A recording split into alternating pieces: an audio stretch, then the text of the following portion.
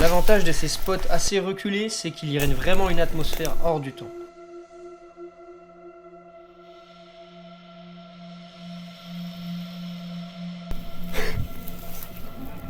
Ça éclate.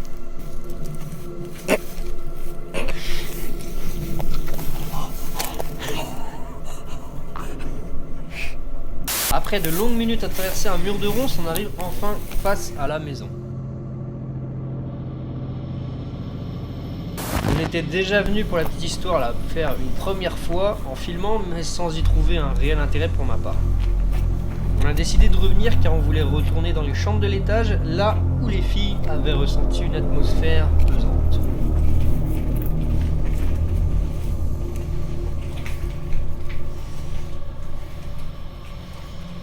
Bon, sans surprise, comme tout spot en urbex, on n'est pas les seuls à être venus et on remarque très vite que pas mal d'objets ont changé de place.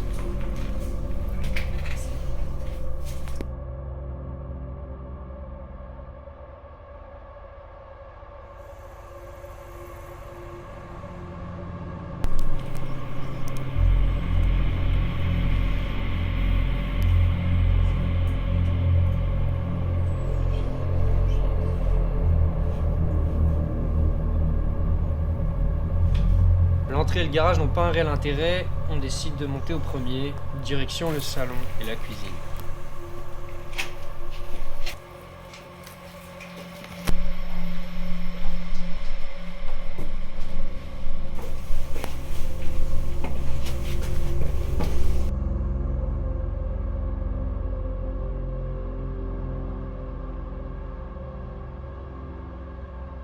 Ouais, ça fait un peu ça.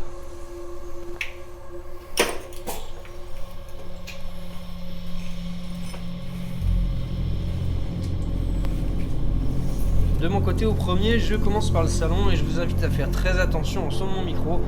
Pour rappel, on est à plusieurs centaines de mètres de la première habitation, tous nos téléphones sont en mode avion et aucune alimentation électrique active n'est présente sur place.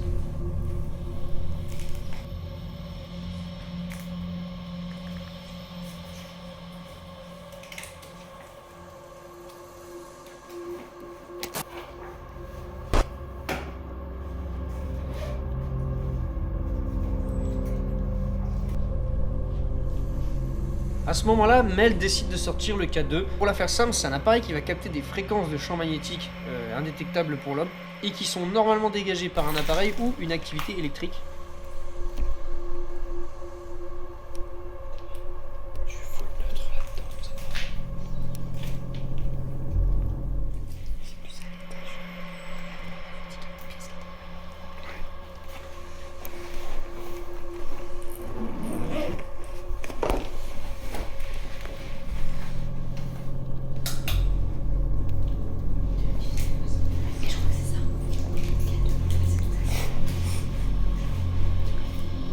Je me dirige à mon tour vers la cuisine et je vous laisse sur ces interférences captées par mon micro, que je n'ai pas entendu quand j'étais sur place.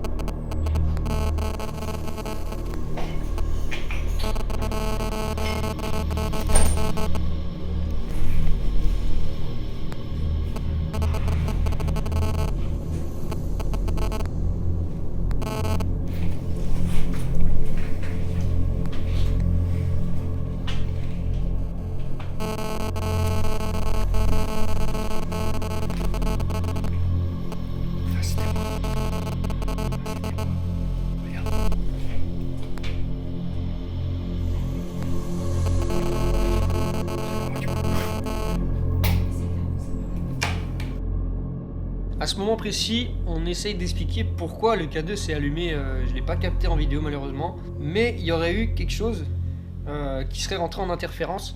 Donc on essaie de comprendre si c'est pas moi qui ai fait ça avec tout mon setup caméra lumière. Et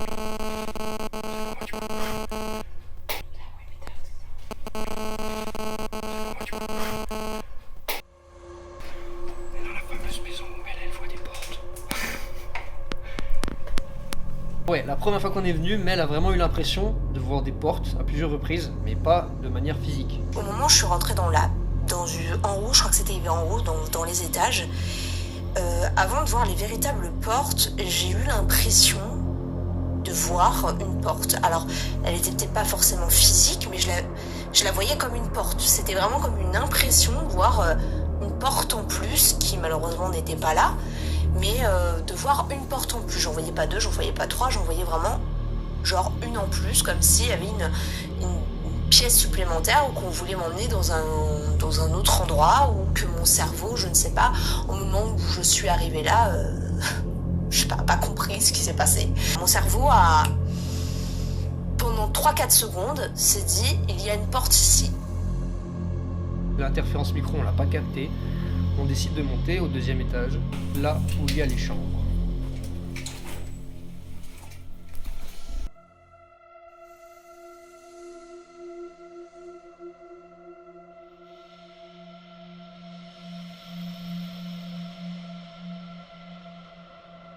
Bizarrement, moi je me suis rarement senti aussi chill en urbex.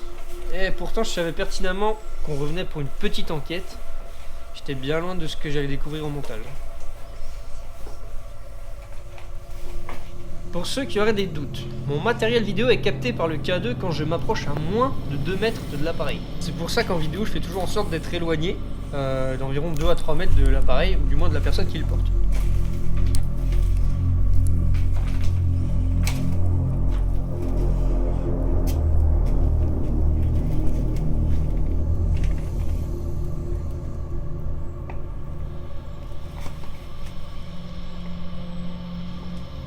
Nous voilà dans la fameuse chambre où l'ambiance était vraiment pas ouf selon les filles.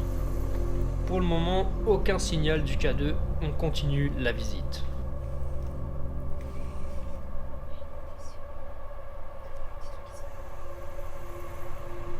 Le K2 détecte un léger signal. Je n'ai pas capté à l'image, encore une fois, je suis bien deg. On s'attarde pas là-dessus et direction la 2e chambre de l'étage.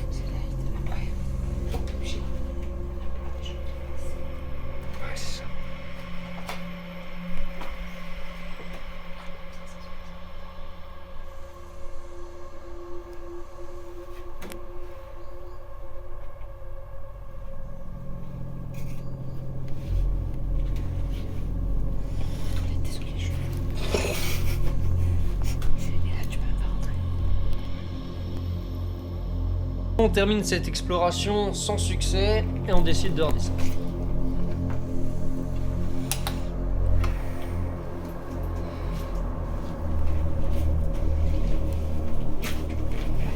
Ça se voit pas à la cam, mais je suis vraiment pas très serein d'être le dernier de la file.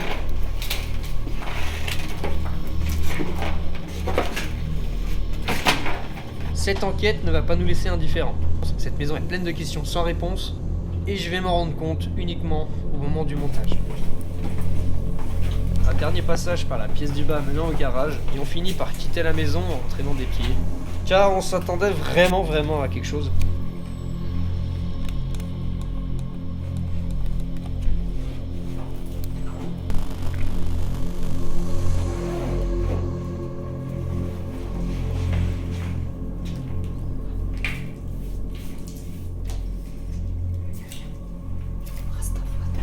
Vous l'avez peut-être remarqué, mais il y a un moment donné où je vois passer quelque chose derrière Sab. Encore une fois, seulement au montage. Pour le coup, en regardant au ralenti, on peut se demander peut-être qu'il s'agirait d'un insecte, plus précisément d'une mythe. En tout cas, ça en a la forme et la taille, ça pourrait correspondre, hein.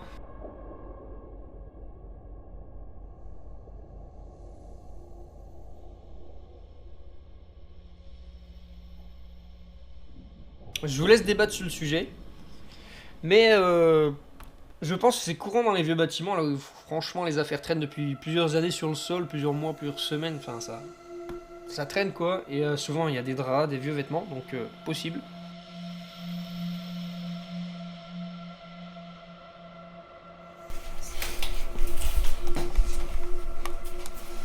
Juste avant de couper la câble, je me fais une réflexion au moment de sortir. Je prends mon setup, je me retourne, je shoot, je fais mes plans.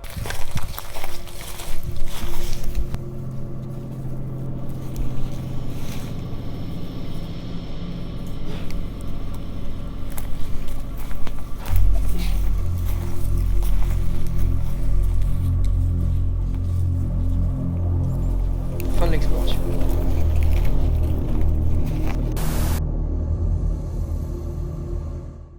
Vous vous en doutez, ça s'arrête pas là. Je reviens quelques jours plus tard, je fais le tri et je me dis qu'est-ce que j'en fais? Est-ce que j'en fais un urbex ou une enquête paranormale? Comme on y était allé pour ça de base, malheureusement on n'avait rien trouvé sur place ressenti, je me suis dit peut-être j'en fais un urbex, je sais pas, donc je scrute les plans. Et c'est ce plan qui m'a fait transpirer. J'ai eu comme la sensation d'être observé dans cette fenêtre du haut à droite.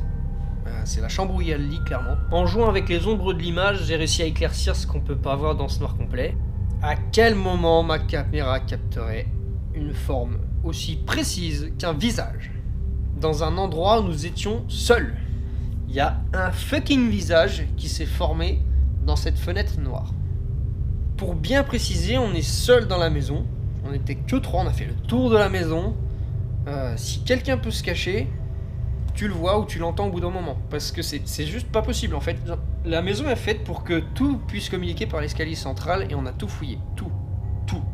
Ce visage s'évapore pour se métamorphoser en quelque chose d'autre. Un autre visage, ou plutôt des visages, j'arrive pas à vraiment distinguer. Je vois vraiment plusieurs formes de visages. Enfin, je sais pas si moi qui hallucine ou si vous voyez la même chose que moi. Dites-moi en commentaire, ça m'intrigue vraiment beaucoup. J'arrive vraiment pas à expliquer ce que je viens de filmer. Encore une fois, on peut le voir, toutes ces choses vont s'évaporer. Et une sorte de plaque, ou je sais pas, une sorte de forme se dessine en fait dans le cadre de la fenêtre. Et on dirait que ça masque en fait ce qui vient d'apparaître. Et on voit une ombre ensuite se former et longer en fait le côté de la fenêtre en fait au milieu. Comme si en fait on avait quelqu'un qui se tenait et qui laissait dépasser son flanc gauche en fait. C'est la même fenêtre. On peut voir quelque chose qui naît dans l'encadrement gauche en fait avant de disparaître dans la peinture du mur intérieur. Et je filme en 60 images secondes. C'est l'équivalent de genre 1 seconde et demie. Genre vraiment c'est que dalle, c'est genre 2 images. Ça va à une vitesse, en fait j'ai analysé toute l'image, j'ai eu l'exemple du papillon et de l'oiseau ou de l'insecte, mais à cette distance-là, un insecte c'est pas aussi gros, ça vole pas aussi vite, c'est pas aussi lumineux. Un papillon, alors il a bien mangé ton papillon. Un oiseau à la limite ça aurait été le plus probable, mais ça a vraiment pas la forme d'un oiseau. Mais ce qui me perturbe encore le plus, oui parce que j'ai pas arrêté, oh j'ai explosé mon bureau. J'ai pas arrêté en fait d'halluciner sur ce montage, c'était à la fin sur cette fenêtre parce qu'en fait je me sentais vraiment observé. En après-midi, il est vers 16-17 heures. Le soleil, dans le sens où je suis, il est sur mon épaule gauche. Il n'y a absolument pas d'ombre, il n'y a pas d'arbre, il n'y a rien du tout. En tout cas qui fasse de l'ombre sur la maison. Il y a un moment donné où il y a quelque chose qui passe, en tout cas qui camoufle ce bout de rideau. Il y a un bout de rideau qui dépasse juste en dessous de cette lumière qui passe. Si on laisse dérouler la vidéo en image par image, voilà ce qui se passe. Et juste après, quelque chose se forme d'une couleur blanchâtre juste au-dessus quand réapparaît ce bout de rideau. Et il y a ce truc.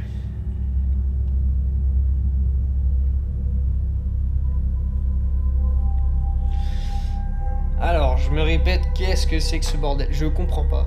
Je sais pas.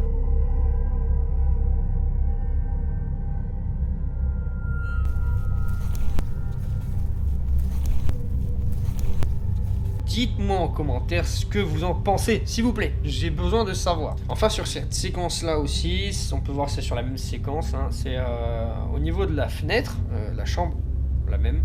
Quand vous avez un tel qui fait un focus sur quelque chose, il fait un focus, point. De là à ce qu'il y ait des anomalies par endroit de votre film, c'est-à-dire vous enregistrez une bande vidéo, votre vidéo, elle est random, quoi. À quel moment il y a une anomalie floue quand vous enregistrez un clip? À première vue, le clip il est normal.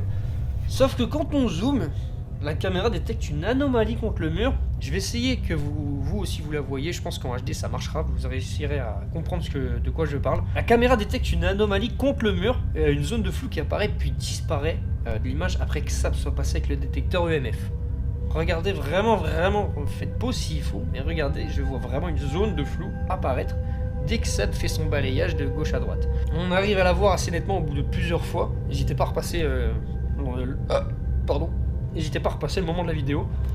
Fiez-vous au motif du papier qui est juste derrière. Et vous, normalement, vous le verrez. Sur ce, je vous laisse là-dessus. N'hésitez pas à me dire ce que vous en avez pensé en commentaire. Je veux qu'on en débatte. Ça m'intrigue, ça m'intéresse. Je veux vraiment savoir, en fait, avoir des avis un peu plus expérimentés que le mien. J'espère que vous arriverez à dormir. Abonnez-vous, mettez un pouce. Bisous!